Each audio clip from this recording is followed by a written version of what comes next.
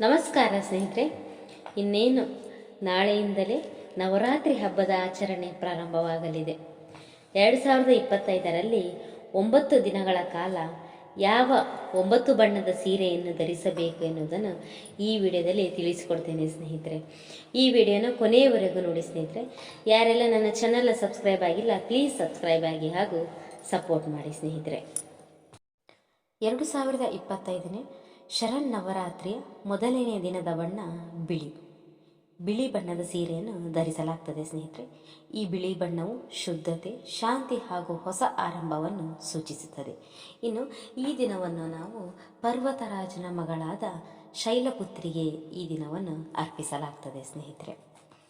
ಇನ್ನು ಶರನ್ನವರಾತ್ರಿಯ 2ನೇ ದಿನದ ಬಣ್ಣ ಕೆಂಪು ಬಣ್ಣವು ಪ್ರೀತಿ, ಉತ್ಸಾಹ ಹಾಗೂ ಶಕ್ತಿಯನ್ನು ಸಂಕೇತಿಸುತ್ತದೆ ಸ್ನೇಹಿತರೆ.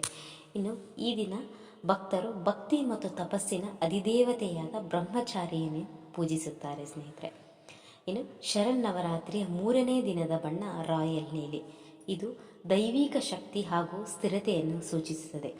ಈ ದಿನವನ್ನು ಭಕ್ತರು ಚಂದ್ರಘಂಟಾದೇವಿ ಅಂದರೆ 10 ತೋಳುಗಳುಳ್ಳ ಹಾಗೂ ಅರ್ಧ ಚಂದ್ರನನ್ನು ತನ್ನ ಹಣೆಯಲ್ಲಿ ಧರಿಸಿದಂತಹ ದೇವಿ ಅಂದರೆ ಚಂದ್ರಘಂಟಾ ದೇವಿಯನ್ನು ಪೂಜಿಸುತ್ತಾರೆ ಸ್ನೇಹಿತರೆ.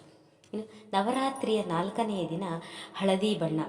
ಈ ಬಣ್ಣವು ಉಲ್ಲಾಸ, ಸಂತೋಷವನ್ನು ಪ್ರತಿಬಿಂಬಿಸುತ್ತದೆ ಹಾಗೂ ಈ ದಿನವನ್ನು ಕುಷ್ಮಾಂಡಿನಿ ದೇವಿಗೆ ಸಮರ್ಪಿಸಲಾಗುತ್ತದೆ ಸ್ನೇಹಿತರೆ. ಇನ್ನು ಶರನ್ನವರಾತ್ರಿ 5ನೇ ದಿನದ ಬಣ್ಣ ಹಸಿರು.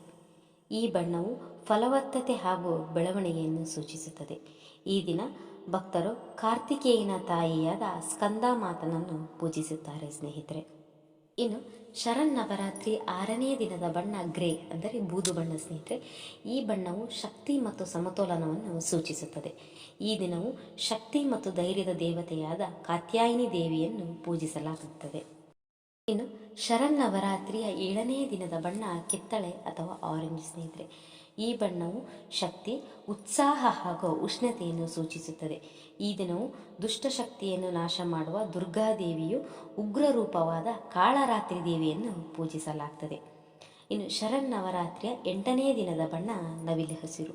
ಈ ಬಣ್ಣವು ಸೌಂದರ್ಯ, ಅನುಗ್ರಹ ಹಾಗೂ ಸಕಾರಾತ್ಮಕವನ್ನು ಸೂಚಿಸುತ್ತದೆ. ಈ ದಿನ ಭಕ್ತರು ಮಹಾಗೌರಿ ದೇವಿಯನ್ನು ಪೂಜಿಸುತ್ತಾರೆ. ಇನ್ನು ಶರನ್ನವರಾತ್ರಿಯ 9ನೇ ದಿನದ ಬಣ್ಣ ಪಿಂಕ್ ಅಥವಾ ಗುಲಾಬಿ. ಈ ಬಣ್ಣವು ಪ್ರೀತಿ, ದಯೆ ಹಾಗೂ ಸಾಮರಸ್ಯವನ್ನು ಪ್ರತಿನಿಧಿಸುತ್ತದೆ. ಈ ದಿನವನ್ನು ಸಿದ್ಧಿದಾತ್ರಿ ದೇವಿಗೆ ಮೀಸಲಿಡಲಾಗ್ತದೆ ಸ್ನೇಹಿತರೆ. ಇದಿಷ್ಟು